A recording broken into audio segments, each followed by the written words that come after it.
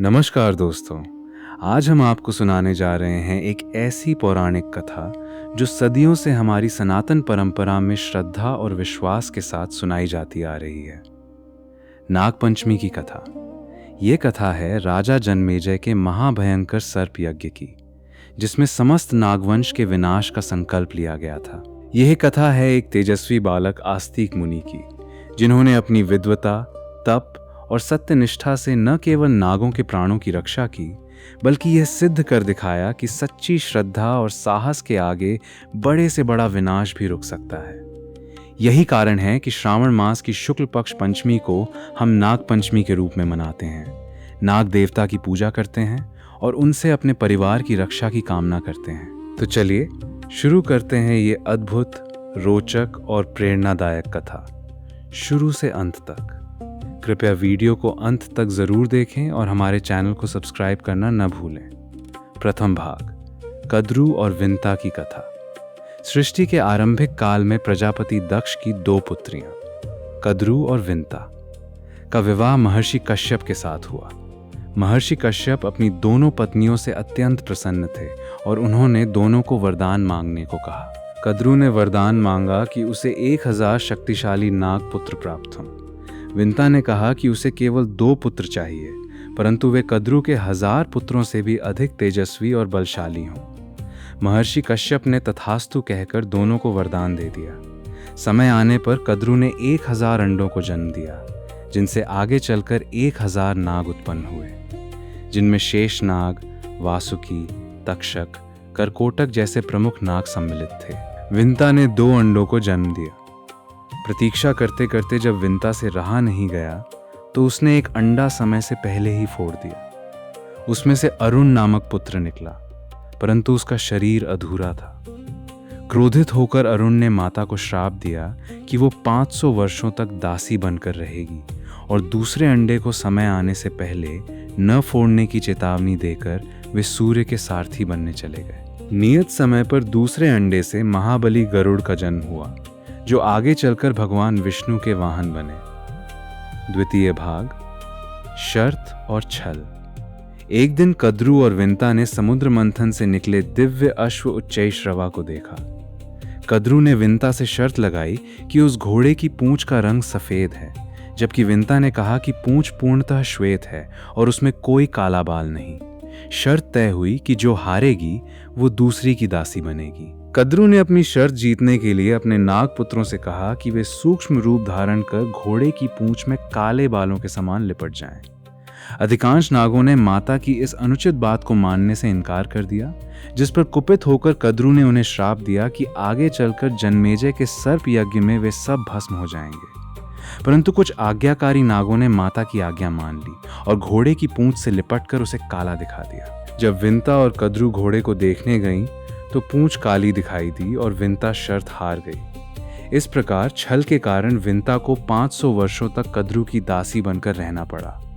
यह घटना नागों और गरुड़ वंश के बीच शत्रुता का मूल कारण बनी, क्योंकि गरुड़ ने बड़े होकर अपनी माता को दासता से मुक्त कराया, परंतु नागों के प्रति उनके मन में सदा के लिए वैर उत्पन्न हो गया।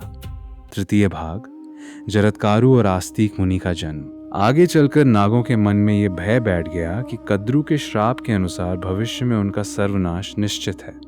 तब समस्त नागों के प्रमुख वासुकी ने चिंतित होकर इस संकट से बचने का उपाय सोचा।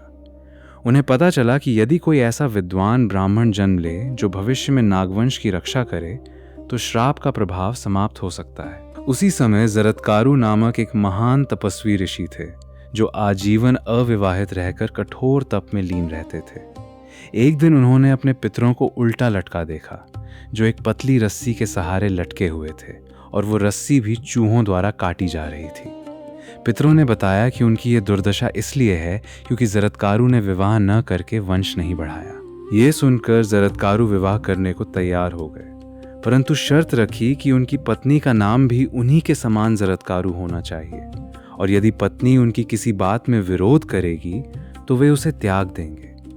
नाग वासुकी को जब यह ज्ञात हुआ तो उन्होंने अपनी बहन का नाम भी जरत्कारु रखवाकर उसका विवाह ऋषि जरत्कारु से करवा दिया, क्योंकि उन्हें आशा थी कि इस मिलन से उत्पन्न पुत्र भविष्य में नागवंश का रक्षक बनेगा।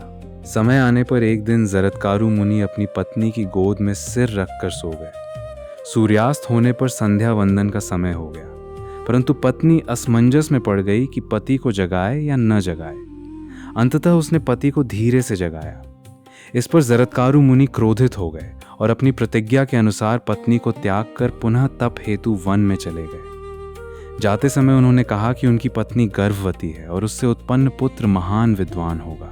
समय पूरा होने पर उस पुत्र का जन्म हुआ, जिसका नाम आस्तिक रखा गया। आस्तिक बचपन से ही अत्यंत तेजस्वी, वेद वेदांगों के ज्ञाता और सत्यनिष्ठ थे। नागों को विश्वास था कि यही बालक भविष्य में उनके वंश की रक्षा करेगा। चतुर्थ भाग, राजा परीक्षित का श्राप और मृत्यु। समय बीतता गया।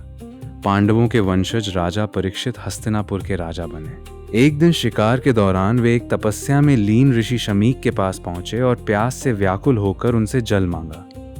ऋषि गहरी समाधि में थे और उन्होंने राजा की बात नहीं सुनी। क्रोधित राजा परीक्षित ने पास पड़ा एक मरा हुआ सर्प उठाकर ऋषि के गले में डाल दिया और वहां से चले गए। ऋषि के पुत्र श्रृंगी को जब यह अपमान ज्ञात हुआ तो उन्होंने क्रोध में आकर राजा को श्राप दे दिया कि आज से 7वें दिन तक्षक नाग के डसने से उनकी मृत्यु हो जाएगी। ये सुनकर राजा परीक्षित को बड़ा पश्चाताप हुआ। उन्होंने अपनी रक्षा के लिए एक ऊंचे स्तंभ पर विशेष महल बनवाया, जहां चारों ओर वैद्य और रक्षक तैनात किए गए ताकि कोई सर्प उन तक न पहुंच सके। परंतु नियति को कौन टाल सकता है।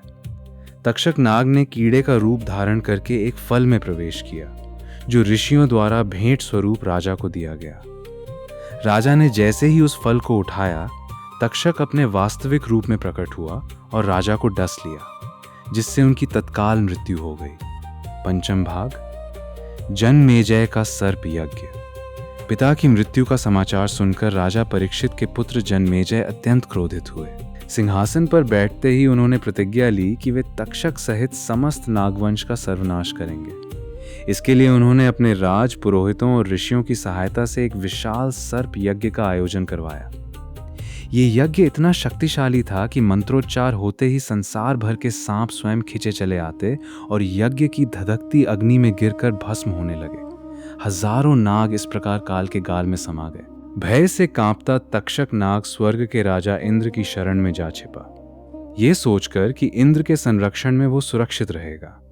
परंतु यज्ञ की शक्ति इतनी प्रबल थी कि पुरोहितों ने विशेष मंत्रों द्वारा तक्षक को इंद्र सहित आकाश से यज्ञ कुंड की ओर खींचना आरंभ कर दिया। भयभीत इंद्र भी तक्षक के साथ आकाश में घिसटने लगे। ये देखकर देवताओं में हाहाकार मच गया और उन्होंने नागों की माता से इस विनाश को रोकने का उपाय खोजने का अनुरोध किया। षष्ठ भाग, आस्तिक मुनि का यज्ञ स्थल पर आगमन। नागों की व्याकुलता को देखकर वासुकी को स्मरण हुआ कि उनकी बहन का पुत्र आस्तिक ही इस विनाश को रोक सकता है। उन्होंने तुरंत आस्तिक के पास संदेश भेजा और सहायता की प्रार्थना की। बालक आस्तिक, जो उस समय अपनी अद्भुत विद्वता के लिए प्रसिद्ध हो चुके थे, तुरंत जनमेजय के यज्ञ स्थल की ओर चल पड़े। जब वे यज्ञशाला के द्वार पर पहुंचे तो द्वारपालों ने उन्हें रोकने का प्रयास किया, परंतु आस्तिक ने अपने तेज और वाणी से सबको प्रभावित करते हुए भीतर प्रवेश पा लिया। यज्ञशाला में पहुंचकर आस्तिक मुनि ने राजा जनमेजय और वहां उपस्थित समस्त ऋषियों मुनियों की भावपूर्ण स्तुति की। उन्होंने राजा जनमेजय के वंश, उनके पूर्वजों तथा आयोजित यज्ञ की भूरी भूरी प्रशंसा करते हुए ऐसे अद्भुत श्लोकों का उच्चारण किया कि सभी उपस्थित जन मंत्रमुग्ध हो गए। राजा जनमेजय भी इस तेजस्वी बालक की विद्वता और वाणी कौशल से अत्यंत प्रसन्न हुए। प्रसन्न होकर राजा जनमेजय ने कहा, हे बालक, तुम्हारी विद्वता और तपस्या से मैं अत्यंत प्रसन्न हूँ। तुम जो भी वर मांगोगे मैं अवश्य दूंगा। यज्ञ में उपस्थित कुछ पुरोहितों ने, जो अभी तक्षक को यज्ञ कुंड में गिरते देखना चाहते थे, राजा से कहा कि वे वर देने से पहले थोड़ी प्रतीक्षा करें, क्योंकि तक्षक अभी आ ही रहा है। परंतु राजा जनमेजय अपनी बात के पक्के थे और उन्होंने आस्तिक से तुरंत वरदान मांगने को कहा। सप्तम भाग, यज्ञ की समाप्ति और नागवंश की रक्षा। उसी क्षण जब तक्षक और इंद्र आकाश में मंत्रों के प्रभाव से यज्ञ कुंड की ओर खींचते चले आ रहे थे, आस्तिक मुनि ने दृढ़ स्वर में कहा, हे राजन, यदि आप सच में प्रसन्न हैं और वरदान देना चाहते हैं तो मुझे यही चाहिए कि आप इस सर्प यज्ञ को अभी इसी क्षण बंद कर दें अब और कोई भी सर्प इस अग्नि में भस्म न हो।